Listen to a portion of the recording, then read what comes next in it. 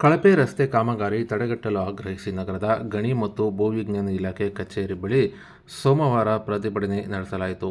ಇನ್ನು ಕರ್ನಾಟಕ ರಾಜ್ಯ ರೈತ ಸಂಘ ಹಾಗೂ ಹಸಿರು ಸೇನೆ ವತಿಯಿಂದ ಸೋಮವಾರ ಮಧ್ಯಾಹ್ನ 1:30ಕ್ಕೆ ಪ್ರತಿಭಟನೆ ನಡೆಸಿದ್ದು, ಚಿತ್ರದುರ್ಗ ಜಿಲ್ಲಾ ವ್ಯಾಪ್ತಿಯ ರಾಷ್ಟ್ರೀಯ ಹೆದ್ದಾರಿ 150ಎ ರಸ್ತೆಯ ಗೊಲ್ಲಹಳ್ಳಿ ಹರ್ತಿಕೋಟೆ ಫ್ಲೈಓವರ್ ಮತ್ತು ಗನ್ನನಾಯಕನಹಳ್ಳಿ ಹತ್ತಿರದ ಕಾಮಗಾರಿಗೆ ದೊಡ್ಡ ಗಾತ್ರದ ಕಲ್ಲು ಮತ್ತು ಎರೆಮಣ್ಣಿನ ದಪ್ಪ ಮಣ್ಣಿನ ಹೆಂಡೆಗಳ ಮಿಶ್ರಿತ ಯೋಗ್ಯವಲ್ಲದ ಕಳಪೆ ಗುಣಮಟ್ಟದ ಮಣ್ಣನ್ನು ಲಾರಿಗಳಲ್ಲಿ ಸಾಗಾಣಿಕೆ ಮಾಡುತ್ತಿರುವುದು ಮತ್ತು ಮಣ್ಣು ರಸ್ತೆಗೆ ಹಾಕಿ ಕಳಪೆ ಕಾಮಗಾರಿ ಮಾಡುತ್ತಿರುವ ಬಗ್ಗೆ ಸ್ಥಳೀಯ ಸಾರ್ವಜನಿಕರು ಆರೋಪ ಮಾಡಿದ್ದಾರೆ.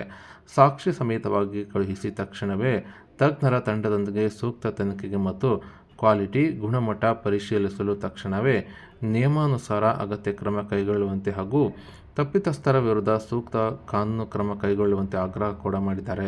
ಇನ್ನು ಕಾಮಗಾರಿ ನಡೆಸಲು ಈವರೆಗೂ ಬಳಕೆ ಮಾಡಿಕೊಂಡಿರುವ ಕಲ್ಲು, ಜಲ್ಲಿ, ಬೋರ್ಡರ್ಸ್, ಮಣ್ಣು ಎಲ್ಲ ಉಪಖನಿಜಗಳನ್ನು ಈವರೆಗೂ ಬಳಕೆ ಮಾಡಿಕೊಂಡಿರುವ ಪ್ರಮಾಣಕ್ಕೆ ತಕ್ಕಂತೆ ರಾಜಸ್ವಧನ ಶುಲ್ಕ ಪಾವತಿ ಮಾಡದೆ ವಂಚಿಸಿರುವುದು ಹಾಗೂ ಬಾಕಿ ಇರುವುದು ಕಂಡುಬಂದಿದ್ದು, ಶೀಘ್ರ ಇಲಾಖೆ ಈ ಬಗ್ಗೆ ಸೂಕ್ತ ತನಿಖೆ ನಡೆಸುವಂತೆ ಆಗ್ರಹಿಸಿ ಈ ಒಂದು ರೈತ ಸಂಘದ ವತಿಯಿಂದ ಗಣಿ ಮತ್ತು ಭೂವಿಜ್ಞಾನ ಇಲಾಖೆ ಕಚೇರಿ ಇಲಾಖೆ ಅಧಿಕಾರಿಗಳಿಗೆ ಮನವಿ ಕೂಡ ಸಲ್ಲಿಸಲಾಯಿತು. ನಿಮ್ಮ ವ್ಯಾಪ್ತಿಯನ್ನ ಮೀರಿ ಕಣ್ಣು ಹಾಯಿಸುವಂತ ಅನಿವಾರ್ಯತೆ ಇದೆ. ಯಾರೋ ಕೆರೆಯಲ್ಲಿ ಮಣ್ಣು ಹೊಡ್ಕೊಳ್ತಾರೆ, ಯಾರೋ ಹಂಗಾಮಿ ಭೂಮಿಯಲ್ಲಿ ಮಣ್ಣು ಹೊಡ್ಕೊಳ್ತಾರೆ, ಅವ್ರ ಜಮೀನು ಹೊಡ್ಕೊಳ್ತಾರೆ, ತಪ್ಪಲ್ಲ. ಆದರೆ ಅದನ್ನ ಕೆಲವರು ಪೊಲೀಸ್ ಇಲಾಖೆಯವರು, ಕಂದಾಯ ಇಲಾಖೆಯವರು ಗುತ್ತಿಗೆ ಇಟ್ಕೊಂಡಿದಾರ.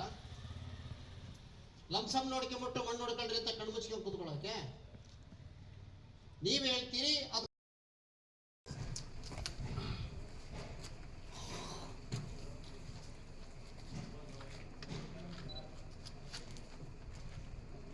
ಹಣವನ್ನು ಪಡೆದು